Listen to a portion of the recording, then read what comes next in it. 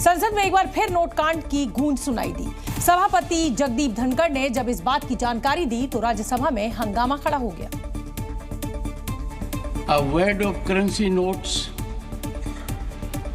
was recovered by the security officials from seat number 222, presently allotted to Shri Abhishek Manu Singhvi, elected from the state of Telangana। और राज्यसभा के chairman Jagdeep Dhankhar ने जैसे ही सदन में note मिलने की जानकारी दी तो सदन में हंगामा शुरू हो गया। कांग्रेस अध्यक्ष और राज्यसभा में नेता प्रतिपक्ष मल्लिकार्जुन खड़गे ने इस पर आपत्ति जताई। मैटर आपने कहा कि इन्वेस्टिगेशन में है, जब तक इन्वेस्टिगेशन नहीं होता और जब तक आपको ऑथेंटिसिटी से कोई एक व्यक्ति के पास या कोई एक सीट के ऊपर मिला है, उसका ऑथेंटिसिटी नहीं होता, तब तक तो उसका नाम बोलना ही नहीं। तो वहीं सत्ता पक्ष ने राज्यसभा में नोट मिलने के मुद्दे को काफी गंभीर बताया और इसके पीछे साजिश की आशंका जताई। मैं समझता हूँ ये बड़ा गंभीर विषय है, इसमें भी कोई साजिश तो नहीं है विपक्ष की, जिससे आगे चल के ये फेक नैरेटिव को और आगे बढ़ाए। उसके लिए क्या गिव एंड टेक होता है। दरअसल गुरुवार को सदन की कार्रवाई खत्म होने के बाद जांच के दौरान नोट मिलने की जानकारी दी गई और जिस सीट पर ये पैसे मिले वो तेलंगाना से राज्यसभा सांसद अभिषेक मनु सिंघवी को अलॉट है। आरोपों पर सिंघवी ने क्या कहा, आप सुनिए।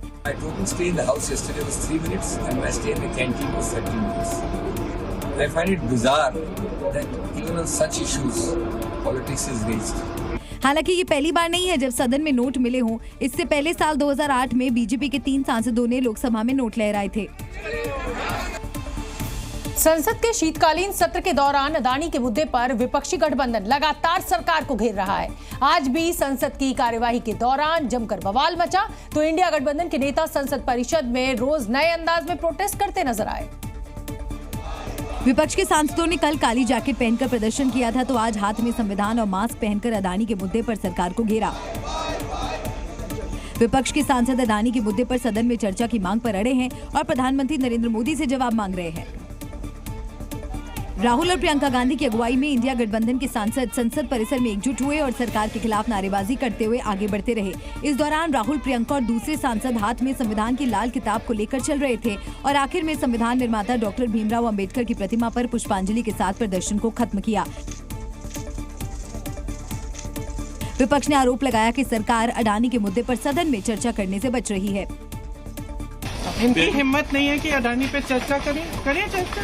अब मैम आप में क्या इतराज है? मैम आप लोगों की मांग क्या है? तो है अडानी तंत्र में चर्चा ही तो होती है।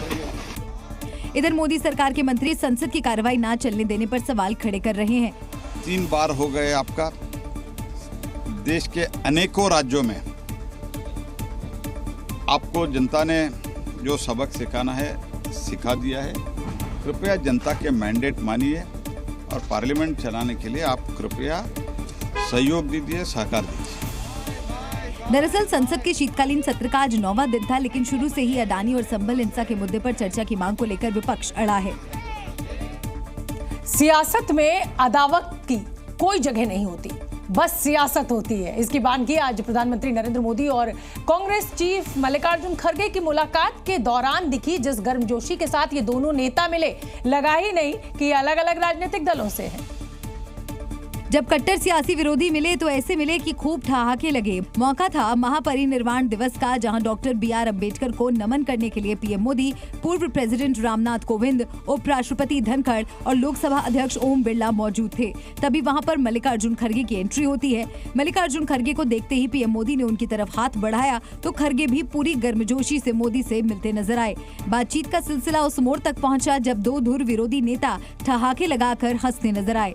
ये तस्वीर इस बात की गवाही है कि सियासत में अदावत जैसा कुछ नहीं होता। मुद्दों पर मतभेद अपनी जगह, पक्ष और विपक्ष अपनी जगह, लेकिन शिष्टाचार की अपनी अहमियत है। दरअसल संसद भवन में महापरिनिर्वाण दिवस पर डॉक्टर BR अम्बेडकर को श्रद्धांजलि दी गई। इस दौरान पीएम मोदी और खड़गे के बीच मुलाकात हुई। ये पल वास्तव में उन लोगों के लिए देखने लायक है जो सियासत में एक दूसरे को अपना जानी दुश्मन बना लेते हैं।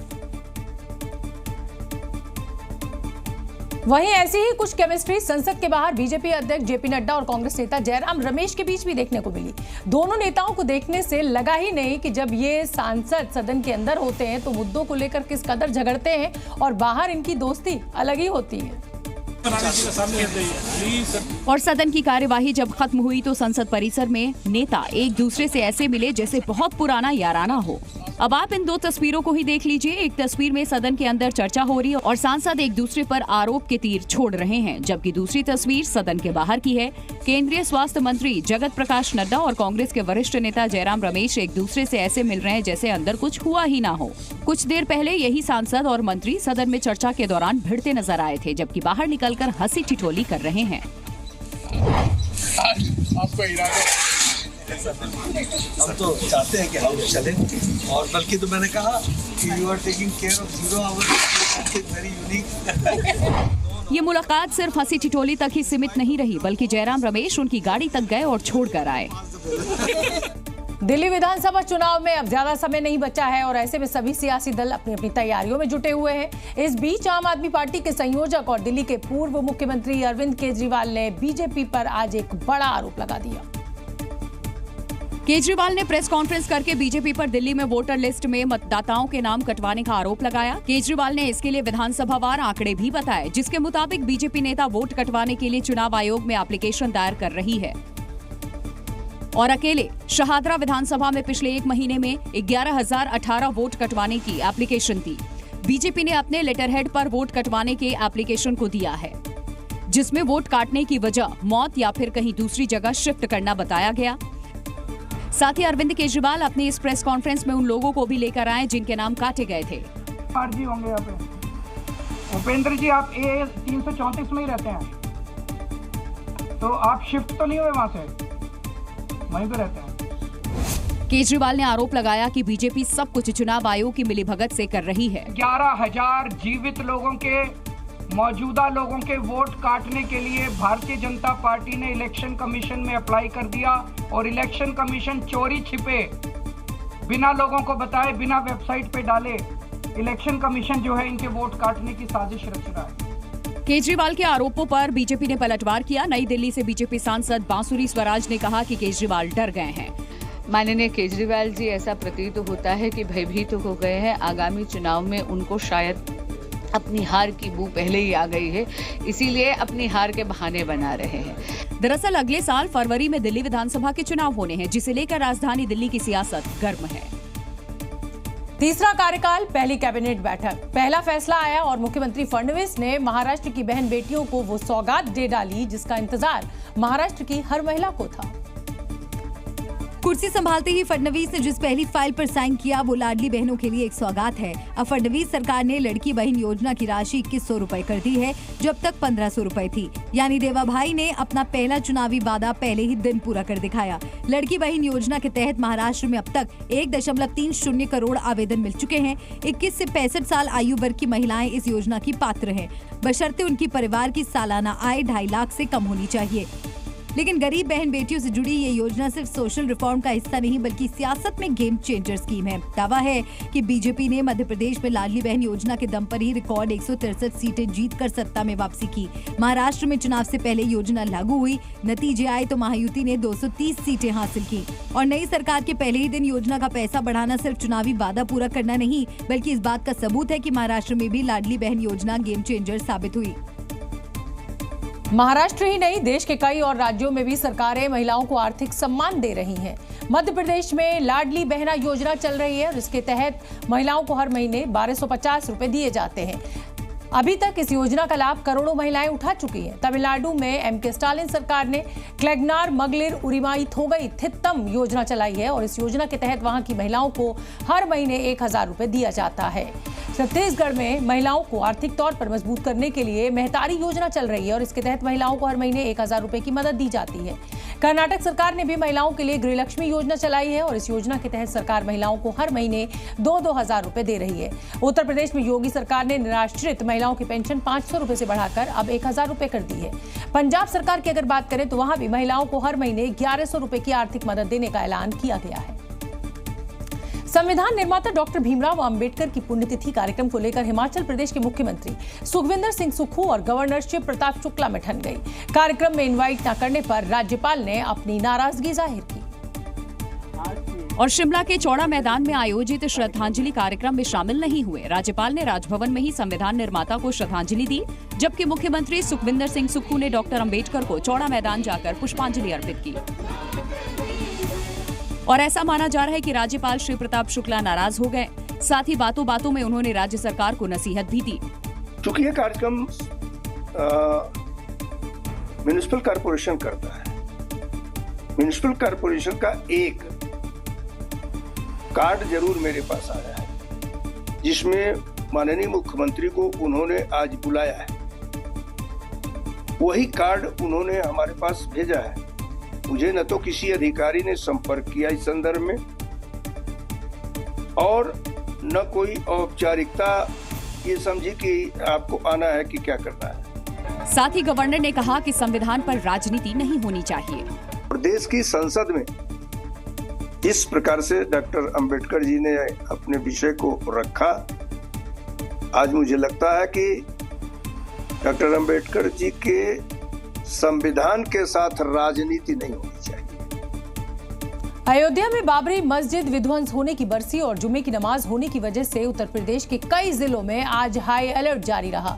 अयोध्या, संभल, मथुरा और आगरा समेत कई जिलों में सुरक्षा व्यवस्था भी चाक चौबंद की गई, जिसकी तस्वीरें भी सामने आई। रामनगरी अयोध्या में पुलिस के साथ साथ अर्धसैनिक बलों को भी लगाया गया।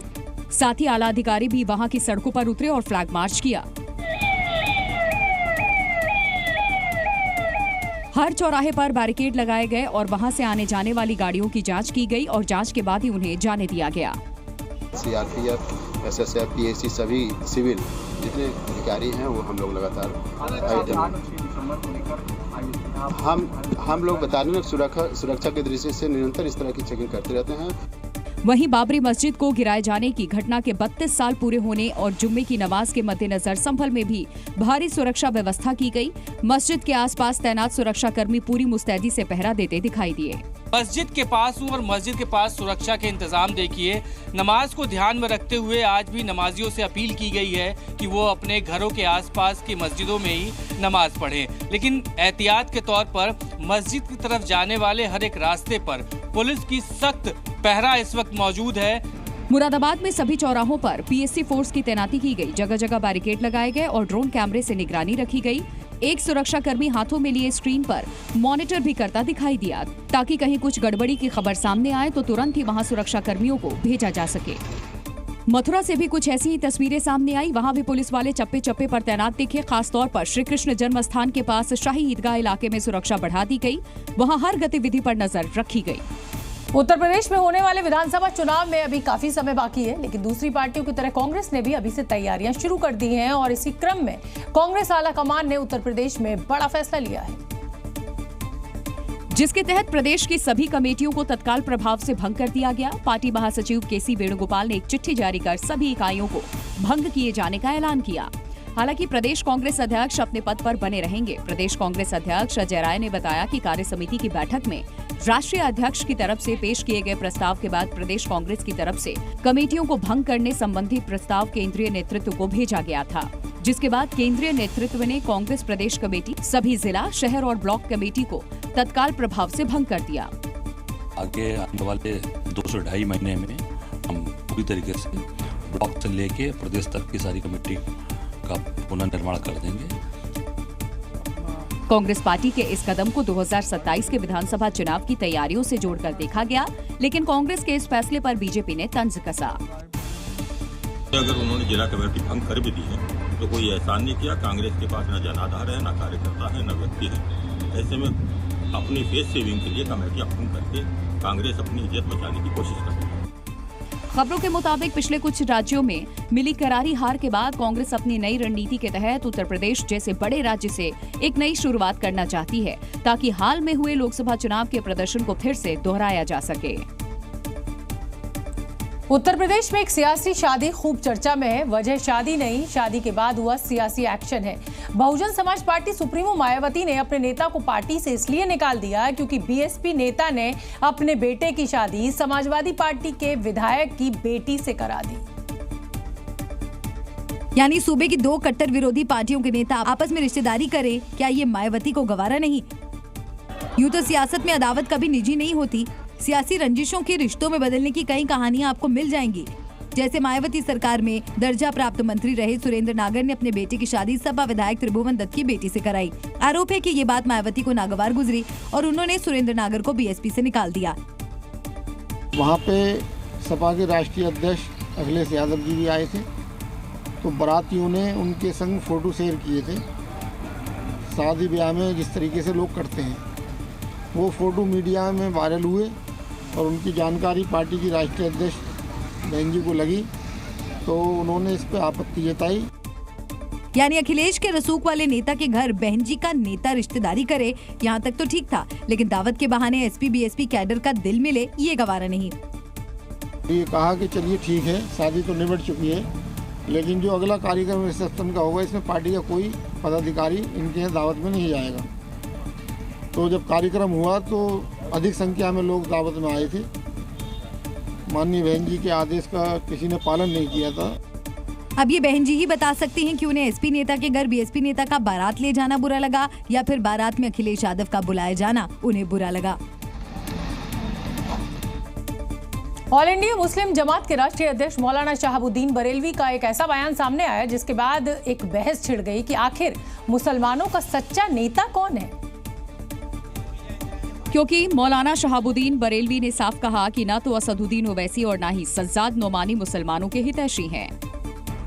असदुद्दीन ओवैसी की जो फिक्र है वो इनफरादी फिक्र और वो इनफरादी सोच रखते हैं, यानी वो दूसरे लफ्जों में ये कह लीजिए कि वो वन मैन शो बनना चाहते हैं।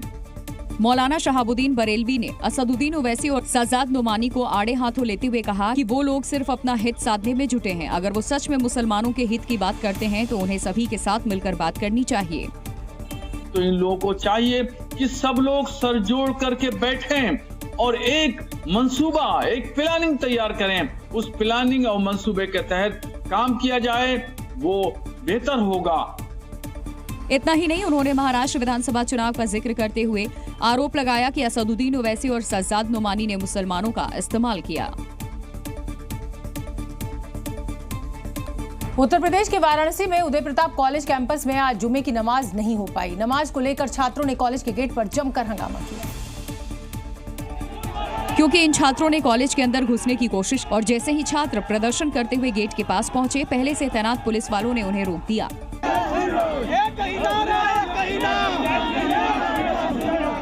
पुलिस वालों ने कॉलेज के मेन गेट को बंद कर दिया, जिसके बाद प्रदर्शनकारी छात्र गेट के पास ही नारेबाजी करने लगे।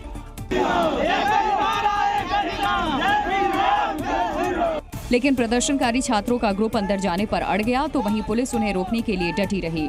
छात्रों का कहना था कि कॉलेज परिसर में नमाज पढ़ने की इजाजत नहीं दी जा सकती। यहाँ पर जो बाउंड्री है, पहले वहाँ पे मजार था, आज उसे मस्जिद के रूप में दिया गया, इसे जल्द से जल्द तोड़ा जाए। हंगामा बढ़ने के बाद पुलिस ने 10 से ज्यादा छात्रों को हिरासत में लिया। इसके बावजूद छात्रों का हंगामा खत्म नहीं हुआ, वो लगातार कॉलेज के गेट पर प्रदर्शन करते रहे। इस दौरान प्रदर्शनकारियों ने चेतावनी भी दी कि कॉलेज परिसर में स्थित मस्जिद को जल्द ही नहीं हटाया गया तो वो और उग्र आंदोलन करेंगे। स्वास्थ्य मंत्रालय के तहत काम करने वाली food safety and standard authority of India यानी FSSAI ने एक नई गाइडलाइन जारी की है। इसके तहत अब ऑनलाइन डिलीवरी प्लेटफॉर्म खाने पीने की चीजों और गैर खान पान की चीजों को अलग अलग पैकेट में पैक करके डिलीवरी करेंगे। हम आपको बता दें कि ये कदम उपभोक्ताओं की सेहत को ध्यान में रखते हुए उठाया गया है। खाने पीने की चीज के साथ साथ किसी भी तरह की गंदगी या प्रदूषण का खतरा ना हो, इसलिए ये कदम उठाया गया। खाने पीने की चीज और गैर खाद्य पदार्थों को एक ही पैकेट में डिलीवर करने से सेहत पर बुरा असर पड़ सकता है। उदाहरण के लिए, अगर कोई सब्जी और मच्छर मारने वाला स्प्रे एक साथ ऑर्डर करता है तो दोनों को एक ही पैकेट में डिलीवर किया जाता था। जो अब नहीं हो पाएगा। FSSAI ने अपनी हेल्थ एडवाइजरी में यह भी कहा है कि खाने पीने की जो भी चीजें डिलीवर हों, उनकी एक्सपायरी डेट डिलीवरी से कम 45 दिन आगे की होनी चाहिए। साथ ही खाद्य व्यापार ऑपरेटर्स को अपने डिलीवरी पार्टनर्स को ट्रेनिंग देने का भी आदेश दिया गया है, ताकि वो खाने पीने की चीजों को सुरक्षित तरीके से डिलीवर कर सके। इसके अलावा FSSAI ने निर्देश दिया कि ई-कॉमर्स प्लेटफॉर्म पर जो भी खाद्य उत्पाद बिकेंगे, उनकी जानकारी वही होगी जो लेबल पर दी गई है और कोई अतिरिक्त दावा नहीं किया जाएगा। ये कदम उपभोक्ताओं की सुरक्षा को सुनिश्चित करने के लिए उठाया गया है। और इस समय की बड़ी खबर आपको बता दें, मथुरा में विश्व हिंदू परिषद के पोस्टर पर अब विवाद हो गया है। पोस्टर पर लिखा अयोध्या झांकी मथुरा काशी बाकी। पोस्टर पर मुस्लिम समाज ने नाराजगी जताई है। मुस्लिम समुदाय ने पोस्टर हटाने की भी मांग की है। हालांकि ये बहुत पुराना नारा है, लेकिन अब क्योंकि पोस्टर्स लगाए गए हैं अयोध्या झांकी मथुरा काशी बाकी, इस पर मुस्लिम समुदाय आहत हुआ है और उसने नाराजगी जाहिर की है। पंजाब हरियाणा के शंभू बॉर्डर पर हुए हंगामे के दौरान कई किसानों के घायल होने के बाद उन्होंने आज दिल्ली कूच का फैसला स्थगित कर दिया। इससे पहले किसानों ने दिल्ली कूच की कोशिश की, जिसके बाद शंभू बॉर्डर पर जोरदार हंगामा हुआ। क्योंकि सुरक्षा कर्मियों के मना करने के बावजूद पंजाब से आए ये किसान दिल्ली कूच पर अड़ गए। हालांकि इस बीच किसानों और वहां तैनात सुरक्षा कर्मियों के बीच काफी देर तक बातचीत होती रही, लेकिन वहां तैनात जवानों ने किसानों को आगे बढ़ने से रोक दिया। हरियाणा की ना दिल्ली की है, हरियाणा में से निकलने के लिए भी परमिशन चाहिए। जिसके बाद आगे बढ़ने की जिद कर रहे किसानों ने वहां लगे बैरिकेड को हटा दिया। किसानों को आगे बढ़ने से रोकने के लिए बैरिकेड के साथ ही कटीली तारें भी लगाई गई थी। किसानों ने उसे भी हटाकर दूर ले जाकर रख दिया। किसानों का एक जत्था जिसमें 101 किसान शामिल थे, दिल्ली जाकर अपनी मांगों को रखना चाहते थे, लेकिन सुरक्षा में तैनात जवानों की ओर से रोके जाने के बाद वहां तनाव का माहौल बन गया, जिसके बाद प्रदर्शनकारी किसानों को तितर-बितर करने के लिए सुरक्षा कर्मियों ने आंसू गैस का इस्तेमाल किया।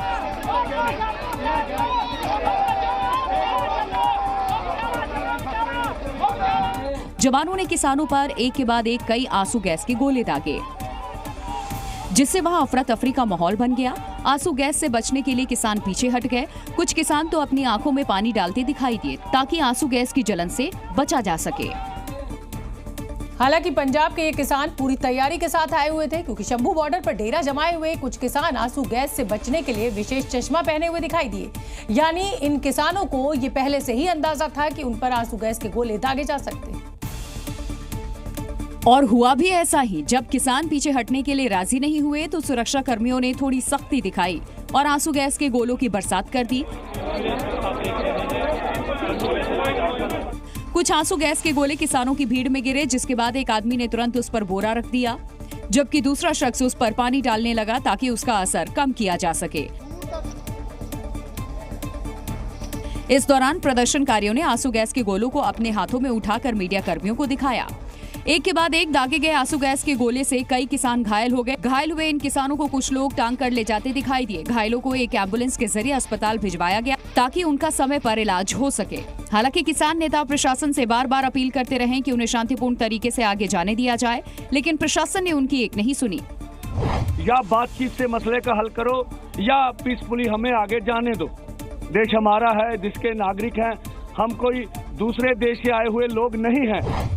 जिसके बाद प्रदर्शनकारियों ने केंद्र सरकार पर तानाशाही करने का आरोप लगाया।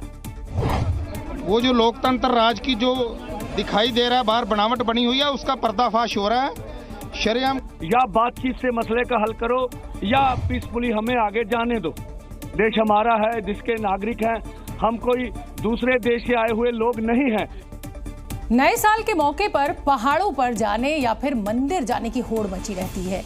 ऐसे में देश के बड़े बड़े मंदिरों में बड़ी संख्या में लोग साल के पहले दिन दर्शन करने के लिए पहुंचना चाहते हैं। मध्य प्रदेश के उज्जैन में महाकाल मंदिर की भस्म आरती देखने के लिए देश भर से बड़ी संख्या में भक्त आते हैं। लेकिन नए साल पर भस्म आरती के लिए ऑनलाइन रजिस्ट्रेशन को लेकर मंदिर समिति ने अब एक बड़ा फैसला लिया है। हम आपको बता दें कि नए साल पर भस्म आरती के लिए ऑनलाइन टिकट बुकिंग सुविधा को बंद कर दिया गया है। साल के आखिरी हफ्ते यानी 26 दिसंबर से 2 जनवरी तक ऑनलाइन टिकट बुकिंग की सुविधा बंद रहेगी। इस दौरान भस्म आरती की इच्छा रखने वाले भक्तों को मंदिर के भस्म आरती बुकिंग काउंटर से ऑफलाइन टिकट बुक करवानी होगी। महाकाल मंदिर समिति ने यह फैसला नए साल पर भक्तों की होने वाली भीड़ को देखते हुए लिया। मंदिर समिति का अनुमान है कि नए साल पर लगभग 10 लाख से अधिक श्रद्धालु बाबा महाकाल के दर्शन करने उज्जैन पहुंच सकते हैं। आम दिनों में महाकाल मंदिर समिति सुबह 4 बजे से होने वाली भस्म आरती के लिए ऑनलाइन 1400 स्लॉट उपलब्ध करवाता है, जबकि ऑफलाइन 300 स्लॉट ही मिलते हैं। भारत के दुश्मन अपनी नापाक हरकतों से बाज नहीं आ रहे। अब पाकिस्तान बॉर्डर पर दुश्मन की जासूसी चिड़िया मिली है। पाकिस्तानी सरहद से सटे राजस्थान के बाड़मेर में एक जासूसी पक्षी पकड़ा गया, जिसके बाद इलाके में सुरक्षा बल तैनात हो गए। ये संदिग्ध पक्षी महाबार गांव में मिला है और इस पर एंटीना नुमा यंत्र भी बंधा था। ग्रामीणों ने बीएसएफ, पुलिस और सुरक्षा एजेंसियों को इसकी जानकारी दी। सूचना के बाद मौके पर बाड़मेर एसपी ने जांच टीम भेजी। जासूसी पक्षी को एक बंद कमरे में रखा गया। संदिग्ध पक्षी के पैरों में चिपनुमा टैग भी लगा हुआ है, इसकी भी जांच हो रही है। एंटीना नुमा यंत्र पर 434.245 मेगाहर्ट्ज लिखा हुआ है। अब इस फ्रीक्वेंसी को भी डिकोड करने की कोशिश की जा रही है। सुरक्षा एजेंसियां पक्षी के बारे में पूरी जानकारी जुटाने की कोशिश कर रही हैं। आशंका है कि ये पक्षी पाकिस्तान की तरफ से भारत में आया है। हालांकि अभी इसकी पुष्टि नहीं हुई है, लेकिन इस बात से भी इनकार नहीं किया जा सकता है कि इस संदिग्ध पक्षी के जरिए जासूसी कराई जा रही थी। फिलहाल जांच टीमें ये पता लगाने की कोशिश कर रही हैं कि पक्षी कहां से आया और इसे किसने भेजा, क्योंकि बाड़मेर में इससे पहले भी कई बार संदिग्ध पक्षी पकड़े गए हैं जो पाकिस्तान की तरफ से आए थे। और चलिए अब हम आपको भारतीय सेना के पराक्रम की कुछ तस्वीरें दिखाना चाहते हैं। राजस्थान के पोखरण फील्ड फायरिंग रेंज पर भारतीय सेना ने युद्धाभ्यास किया और जमीन से लेकर आसमान तक अपनी शक्ति का प्रदर्शन किया। इस दौरान इंडियन आर्मी के शूरवीरों ने आधुनिक युद्ध में आर्टिलरी की रणनीति का सटीकता के साथ प्रदर्शन किया।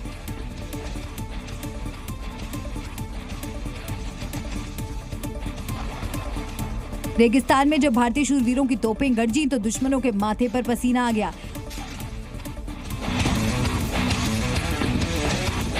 जब आसमान में भारत की फाइटर जेट ने उड़ान भरी तो इसे देखकर दुश्मनों का दिल दहल गया। अपने युद्ध कौशल और रणनीति को और बेहतर बनाने के लिए सेना के शूरवीरों ने आधुनिक हथियारों के साथ बेहतर तालमेल दिखाया। इस दौरान सेना की इंटेलिजेंस, सर्विलांस और डिग्रेडेशन क्षमताओं के साथ साथ ट्राई सर्विस एसेट्स को भी प्रदर्शित किया। इस युद्धाभ्यास का नाम था सूक्ष्म दृष्टि अग्नि प्रहर, जिसे पोखरण फील्ड फायरिंग रेंज में अग्निबाज डिवीजन द्वारा संचालित किया गया। सुदर्शन चक्र कोर के general officer commanding lieutenant general Pritpal Singh AVSM ने युद्ध संचालन को देखा। मध्य प्रदेश के दमोह में इन दिनों एएसआई यानी भारतीय पुरातत्व सर्वेक्षण की टीम ने डेरा डाल रखा है। दावा है कि जिले से कर्क रेखा गुजरती है। इस दावे की पुष्टि के लिए एएसआई की टीम साजो सामान के साथ डटी है। अलग अलग यंत्रों को लगाकर ये जांचने और समझने की कोशिश की गई कि कर्क रेखा वाले दावे में कितनी सच्चाई है। एएसआई की टीम ने बड़े ही शिद्दत के साथ कर्क रेखा के गुजरने के साक्ष्यों की तलाश की और फिर जिले के 2 स्थानों से कर्क रेखा के गुजरने की पुष्टि की। इस बात के भी प्रमाण पाए गए थे कि यहाँ कर्क रेखा यहाँ से गुजरती है। तो इस संबंध में हमने सर्वे ऑफ इंडिया, जो कि भारत सरकार की एजेंसी है, उनसे संपर्क किया था। तो आज तेंदुखेड़ा क्षेत्र में वो टीम आई थी और उन्होंने 2 जगहें इसके लिए आइडेंटिफाई कर ली हैं। एएसआई की टीम ने पिंडरई और बगदरी गांव से कर्क रेखा निकलने की पुष्टि की है, जिसके बाद इन 2 स्थानों को कर्क रेखा स्थल के रूप में विकसित किया जाएगा और ये दमोह के लिए बड़ी सौगात हो सकती है। दरअसल लंबे समय से ये दावा किया जा रहा था, जिसके बाद जिला प्रशासन ने भारतीय पुरातत्व सर्वेक्षण की टीम का सर्वे कराया और अब इस बात पर मुहर लग गई है, जिसके बाद अब इन दोनों जगहों को कर्क रेखा पॉइंट के रूप में विकसित किया जाएगा। मध्य प्रदेश के सीहोर में एक सरकारी स्कूल में मजारों का लैंड जिहाद का मामला सामने आया है। वहां के बच्चों के लिए बनाए गए प्लेग्राउंड पर लोगों ने 1-2 नहीं बल्कि 6 से ज्यादा मजारें बना दी, ऐसा हिंदू संगठनों का दावा है, जिससे न सिर्फ छात्र बल्कि स्कूल के शिक्षक भी परेशान नजर आए। इस बात की जानकारी जैसे ही हिंदू संगठनों को लगी, कुछ कार्यकर्ता वहां पहुंच गए और हंगामा शुरू कर दिया। इस दौरान कार्यकर्ताओं ने मजार पर चढ़े चादर को हटा दिया। दिखा रहे हैं, ये हट गई। ये चादरों के खेल का सफाया हो रहा है, कब्जा करा जा रहा है। हाँ। ये पुराने लोग यहाँ हैं, पुराने लोग बता रहे हैं केवल कब्जा करा जा रहा है और नहीं सहन हो गई है। दरअसल स्कूल के ग्राउंड में जहाँ तक नजर गई, मजारे ही मजारे नजर आई। सीहोर में शिक्षा का मंदिर लैंड जिहाद से जूझ रहा है। देखते ही देखते मजारें बन गई। कितनी बन गई? 1, 2, 3 नहीं, आधा दर्जन से ज्यादा बन गई और लगातार कंस्ट्रक्शन चलता जा रहा है और यहाँ पर जमघट लगता है किनका? लैंड जिहाद वालों का। इन मज़ारों की वजह से स्कूल का माहौल तो प्रभावित हो ही रहा है, बच्चों को पढ़ाई में परेशानी हो रही है। आरोप है कि अक्सर कुछ लोग इन मज़ारों के पास आते हैं, झाड़ फूक करते हैं, जिसके बाद वहाँ स्कूल में पढ़ने वाली छात्राएं काफी डर जाती हैं। क्या कह रही हैं आप? कुछ कह रही हैं? सर हटना चाहिए, यही बोला था। क्या हटना चाहिए? सर ये सब मज़ार है, हाँ। पढ़ने में दिक्कत होता है। ये सर यहाँ पे डर लगते हैं। जो शिक्षकों का आरोप है कि शिकायत के बाद भी प्रशासन इन मज़ारों के खेल को रोक नहीं पा रहा है। हमारी एक्चुअल क्या जो असेंबली होती है वो भी नहीं हो सकती यहाँ से, प्लेग्राउंड तो खत्म हो चुका है ना। बच्चों ने कभी शिकायत नहीं की इसको लेकर? बच्चे बोलते हैं, प्रोटेस्ट करते हैं इस चीज़ का, कोई सुनवाई नहीं होती। कहाँ से होगी मतलब इस चीज़ की? देखिए ना आप, मतलब पूरा ग्राउंड ही खत्म एक तरीके से। दिल्ली के रोहिणी इलाके में एक फैक्ट्री में भीषण आग लग गई, जिससे पूरे इलाके में हड़कंप मच गया और इस आगजनी की तस्वीरें अब सामने आई हैं,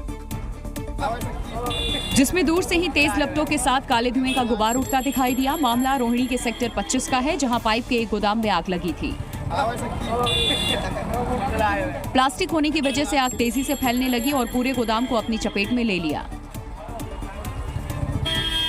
और देखते ही देखते पूरा गोदाम आग में जलकर स्वाहा हो गया,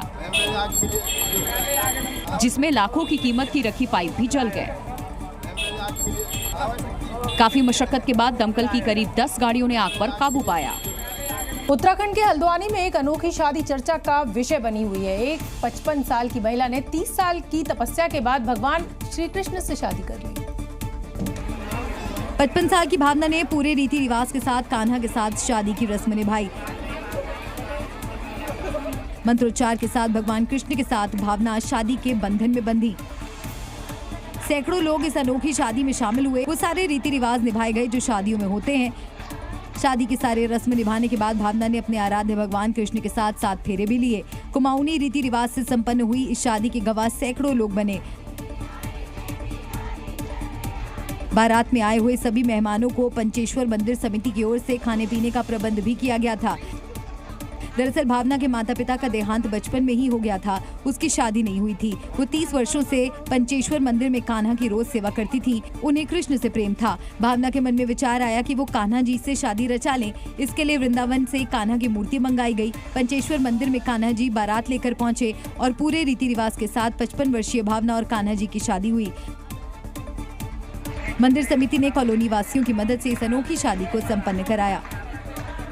आज वृंदावन का कड़कड़ ठाकुर श्री बांके बिहारी के जयकारों से गूंज उठा, क्योंकि आज श्री बांके बिहारी सरकार का प्रकटोत्सव था। इस मौके पर वृंदावन में शोभा यात्रा भी निकाली गई।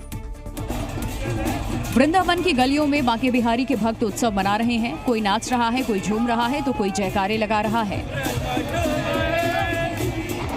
कहीं डमरू की थाप पर अपने आराध्य ठाकुर जी को रिझाया जा रहा है।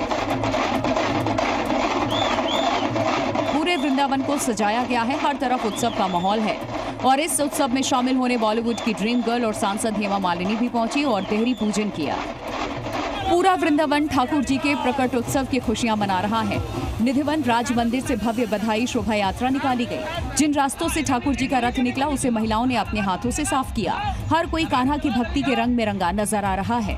क्या ब्रिटेन में मुस्लिम आबादी तेजी से बढ़ रही है? बच्चों से जुड़े एक डेटा ने इस दिलचस्प पहलू को उजागर किया है। रिपोर्ट में दावा किया गया है कि ब्रिटेन में 2023 में मोहम्मद नाम सबसे ज्यादा रखा गया।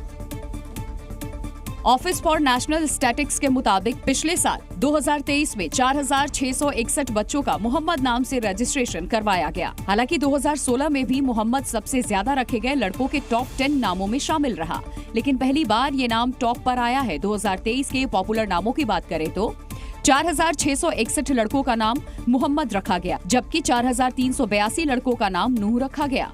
वहीं ओलिवर नाम से 3,556 लड़कों का रजिस्ट्रेशन कराया गया। यानी ब्रिटेन के टॉप 3 नामों में 2 नाम इस्लाम से जुड़े हैं, जिसमें मोहम्मद नाम तो सीधे पैगंबर से जुड़ा है, जो इस बात का इशारा है कि ब्रिटेन में इस्लाम आबादी तेजी से बढ़ रही है। ब्रिटेन में मोहम्मद नाम साल 2016 से टॉप 10 में है और 1997 से टॉप 100 में है। इस नाम ने पहली बार 1924 में ब्रिटेन के 100 लड़कों के नामों में 91 नंबर पर एंट्री मारी थी। रिसर्च में मोहम्मद नाम की लोकप्रियता के पीछे ब्रिटेन में बढ़ती मुस्लिम आबादी को बताया गया है। आंकड़ों के मुताबिक ब्रिटेन में साल 2001 में मुसलमान 15 लाख थे, जो 2011 में बढ़कर 27 लाख और 2021 में 39 लाख हो गए। यानी 20 सालों में ब्रिटेन में मुस्लिम आबादी में 250% से ज्यादा का उछाल आया। शायद यही वजह है कि न्यूबॉर्न बेबी का नाम भी मोहम्मद और नूह नाम पर सबसे अधिकतर रखे जा रहे हैं। मध्य प्रदेश के ग्वालियर में एक स्कूली छात्र ने वो कर दिखाया जिसे देखकर हर कोई उसकी वाहवाही कर रहा है। सिंधिया स्कूल के एक छात्र ने खास तरह का एक ड्रोन बनाया जिसमें एक व्यक्ति भी बैठकर उड़ सकता है और खास तरह के इस ड्रोन को बनाने वाले छात्र का नाम है मिधांश त्रिवेदी। 3 महीने की कड़ी मेहनत और करीब 3.5 लाख रुपए की लागत से इस ड्रोन को तैयार किया गया है। 12th क्लास में अपॉर्चुनिटी मिली, स्किल आ गई थी मेरे पास और पता था क्या कैसे करना है। फिर मैंने ड्रोन बनाना चालू किया। अप्रैल 2024 में मैंने ड्रोन चालू किया बनाना और जुलाई 2024 में 3 महीने में ड्रोन खत्म हो गया। मिधांश ने बताया कि उसे चीन के ड्रोन को देखने के बाद कुछ अलग करने की प्रेरणा मिली और वो इस खास तरह के ड्रोन को बनाने में जुट गया। इस काम में छात्र को उसके शिक्षक मनोज मिश्रा ने भी मदद की। ड्रोन तैयार होने के बाद खुद मिधांश इसमें बैठकर काफी ऊंचाई तक उड़ान भरता नजर आया। मिधांश ने इस ड्रोन का नाम दिया है MLDT-01। ये ड्रोन 1.8 मीटर चौड़ा है और 1.8 मीटर लंबा है। इस ड्रोन में करीब 45 हॉर्स पावर की शक्ति है। दावा है कि ये ड्रोन 4 किलोमीटर ऊंचाई तक उड़ान भर सकता है। 80 किलो के व्यक्ति को लेकर 6 मिनट तक हवा में उड़ सकता है। उत्तर प्रदेश के बुलंदशहर में प्रशासन ने नकली दूध और पनीर बनाने वाली एक फैक्ट्री का पर्दाफाश किया है। खाद्य सुरक्षा विभाग के अधिकारियों ने इस मामले में 3 लोगों को मौके से गिरफ्तार भी किया। साथ ही फैक्ट्री से भारी मात्रा में स्किम्ड मिल्क पाउडर, बीस टिन रिफाइंड व्हाइट पेस्ट और मिल्क फ्लेवर बरामद कर लिया। इसके साथ ही अधिकारियों ने खुर्जा में दूध बनाने में मददगार केमिकल के काले कारोबार का भी खुलासा किया और फूड सेफ्टी विभाग ने 4 गोदाम और 1 दुकान को सील कर दिया। पहले उसको दूध बनाते हैं, फिर उस दूध से पनीर बनाते हैं। इसमें एक लिक्विड है जिससे बिल्कुल दूध की स्मेल आने लगती है। स्वीटनर भी है, आर्टिफिशियल स्वीटनर, और एक व्हाइट कलर का केमिकल और है जिसको डाल करके ये इसको तैयार करते थे। जानकारी के मुताबिक पूरे जिले के नकली दूध के व्यापारी इन्हीं गोदामों से केमिकल खरीदते थे और फिर नकली दूध और पनीर तैयार कर शादी समारोह के लिए सप्लाई किया करते थे। साथ ही इस केमिकल से बने दूध की सप्लाई अधिकांश कस्बों और शहरों में की जाती थी। जब खाद्य विभाग की टीम छापे के लिए मौके पर पहुंची तो वहां मौजूद आरोपियों ने मिलावटी दूध बनाने का लाइव डेमो भी दिखाया। पकड़े गए आरोपियों को पूछताछ कर ये पता लगाया जा रहा है कि वो इन नकली दूध और पनीर बनाने वाले केमिकल को कहां-कहां सप्लाई करते थे ताकि उन पर भी शिकंजा कसा जा सके। दिल्ली के रोहिणी इलाके में एक फैक्ट्री में भीषण आग लग गई जिससे पूरे इलाके में हड़कंप मच गया और इस आगजनी की तस्वीरें अब सामने आई हैं, जिसमें दूर से ही तेज लपटों के साथ काले धुएं का गुबार उठता दिखाई दिया। मामला रोहिणी के सेक्टर 25 का है जहां पाइप के एक गोदाम में आग लगी थी। प्लास्टिक होने की वजह से आग तेजी से फैलने लगी और पूरे गोदाम को अपनी चपेट में ले लिया और देखते ही देखते पूरा गोदाम आग में जलकर स्वाहा हो गया, जिसमें लाखों की कीमत की रखी पाइप भी जल गए। काफी मशक्कत के बाद दमकल की करीब 10 गाड़ियों ने आग पर काबू पाया। उत्तराखंड के हल्द्वानी में एक अनोखी शादी चर्चा का विषय बनी हुई है। एक 55 साल की महिला ने 30 साल की तपस्या के बाद भगवान श्री कृष्ण से शादी कर ली। 55 साल की भावना ने पूरे रीति रिवाज के साथ कान्हा के साथ शादी की रस्म निभाई। मंत्रोच्चार के साथ भगवान कृष्ण के साथ भावना शादी के बंधन में बंधी। सैकड़ों लोग इस अनोखी शादी में शामिल हुए। वो सारे रीति रिवाज निभाए गए जो शादियों में होते हैं। शादी की सारे रस्म निभाने के बाद भावना ने अपने आराध्य भगवान कृष्ण के साथ 7 फेरे भी लिए। कुमाऊनी रीति रिवाज से संपन्न हुई इस शादी के गवाह सैकड़ों लोग बने। बारात में आए हुए सभी मेहमानों को पंचेश्वर मंदिर समिति की ओर से खाने पीने का प्रबंध भी किया गया था। दरअसल भावना के माता पिता का देहांत बचपन में ही हो गया था। उसकी शादी नहीं हुई थी। वो 30 वर्षों से पंचेश्वर मंदिर में कान्हा की रोज सेवा करती थी। उन्हें कृष्ण से प्रेम था। भावना के मन में विचार आया कि वो कान्हा जी से शादी रचा लें। इसके लिए वृंदावन से कान्हा की मूर्ति मंगाई गई। पंचेश्वर मंदिर में कान्हा जी बारात लेकर पहुंचे और पूरे रीति रिवाज के साथ 55 वर्षीय भावना और कान्हा जी की शादी हुई। मंदिर समिति ने कॉलोनी वासियों की मदद से इस अनोखी शादी को संपन्न कराया। आज वृंदावन का कड़कड़ ठाकुर श्री बांके बिहारी के जयकारों से गूंज उठा क्योंकि आज श्री बांके बिहारी सरकार का प्रकटोत्सव था। इस मौके पर वृंदावन में शोभा यात्रा भी निकाली गई।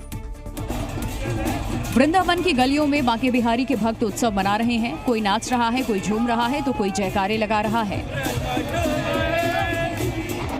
कहीं डमरू की थाप पर अपने आराध्य ठाकुर जी को रिझाया जा रहा है।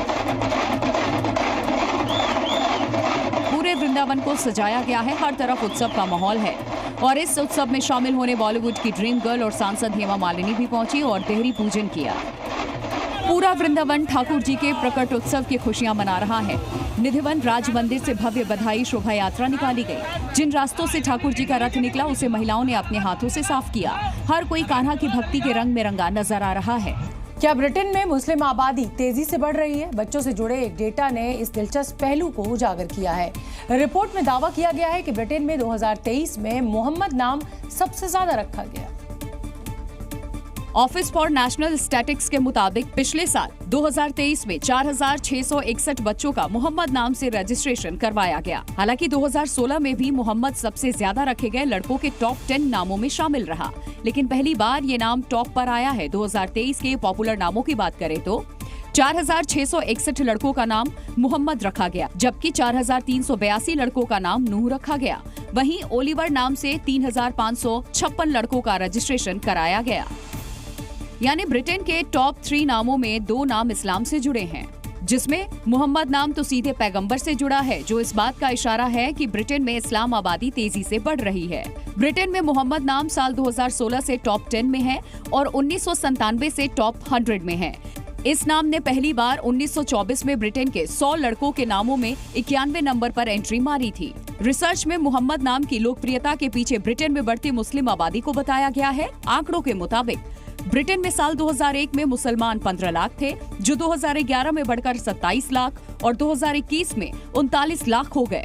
यानी 20 सालों में ब्रिटेन में मुस्लिम आबादी में 250% से ज्यादा का उछाल आया। शायद यही वजह है कि न्यू बॉर्न बेबी का नाम भी मोहम्मद और नूह नाम पर सबसे अधिकतर रखे जा रहे हैं। मध्य प्रदेश के ग्वालियर में एक स्कूली छात्र ने वो कर दिखाया जिसे देखकर हर कोई उसकी वाहवाही कर रहा है। सिंधिया स्कूल के एक छात्र ने खास तरह का एक ड्रोन बनाया, जिसमें एक व्यक्ति भी बैठकर उड़ सकता है। और खास तरह के इस ड्रोन को बनाने वाले छात्र का नाम है मिधांश त्रिवेदी। 3 महीने की कड़ी मेहनत और करीब 3.5 लाख रुपए की लागत से इस ड्रोन को तैयार किया गया है। 12th क्लास में अपॉर्चुनिटी मिली, स्किल आ गई थी मेरे पास और पता था क्या कैसे करना है। फिर मैंने ड्रोन बनाना चालू किया। अप्रैल 2024 में मैंने ड्रोन चालू किया बनाना और जुलाई 2024 में 3 महीने में ड्रोन खत्म हो गया। मिधांश ने बताया कि उसे चीन के ड्रोन को देखने के बाद कुछ अलग करने की प्रेरणा मिली और वो इस खास तरह के ड्रोन को बनाने में जुट गया। इस काम में छात्र को उसके शिक्षक मनोज मिश्रा ने भी मदद की। ड्रोन तैयार होने के बाद खुद मिधांश इसमें बैठकर काफी ऊंचाई तक उड़ान भरता नजर आया। मिधांश ने इस ड्रोन का नाम दिया है MLDT-01। ये ड्रोन 1.8 मीटर चौड़ा है और 1.8 मीटर लंबा है। इस ड्रोन में करीब 45 हॉर्स पावर की शक्ति है। दावा है कि ये ड्रोन 4 किलोमीटर ऊंचाई तक उड़ान भर सकता है। 80 किलो के व्यक्ति को लेकर 6 मिनट तक हवा में उड़ सकता है। उत्तर प्रदेश के बुलंदशहर में प्रशासन ने नकली दूध और पनीर बनाने वाली एक फैक्ट्री का पर्दाफाश किया है। खाद्य सुरक्षा विभाग के अधिकारियों ने इस मामले में 3 लोगों को मौके से गिरफ्तार भी किया। साथ ही फैक्ट्री से भारी मात्रा में स्किम्ड मिल्क पाउडर, बीस्ट इन रिफाइंड व्हाइट पेस्ट और मिल्क फ्लेवर बरामद कर लिया। इसके साथ ही अधिकारियों ने खुर्जा में दूध बनाने में मददगार केमिकल के काले कारोबार का भी खुलासा किया और फूड सेफ्टी विभाग ने 4 गोदाम और 1 दुकान को सील कर दिया। पहले उसको दूध बनाते हैं, फिर उस दूध से पनीर बनाते हैं। इसमें एक लिक्विड है जिससे बिल्कुल दूध की स्मेल आने लगती है। स्वीटनर भी है, आर्टिफिशियल स्वीटनर, और एक व्हाइट कलर का केमिकल और है जिसको डाल करके ये इसको तैयार करते थे। जानकारी के मुताबिक पूरे जिले के नकली दूध के व्यापारी इन्हीं गोदामों से केमिकल खरीदते थे और फिर नकली दूध और पनीर तैयार कर शादी समारोह के लिए सप्लाई किया करते थे। साथ ही इस केमिकल से बने दूध की सप्लाई अधिकांश कस्बों और शहरों में की जाती थी। जब खाद्य विभाग की टीम छापे के लिए मौके पर पहुंची तो वहां मौजूद आरोपियों ने मिलावटी दूध बनाने का लाइव डेमो भी दिखाया। पकड़े गए आरोपियों को पूछताछ कर ये पता लगाया जा रहा है कि वो इन नकली दूध और पनीर बनाने वाले केमिकल को कहां-कहां सप्लाई करते थे ताकि उन पर भी शिकंजा कसा जा सके।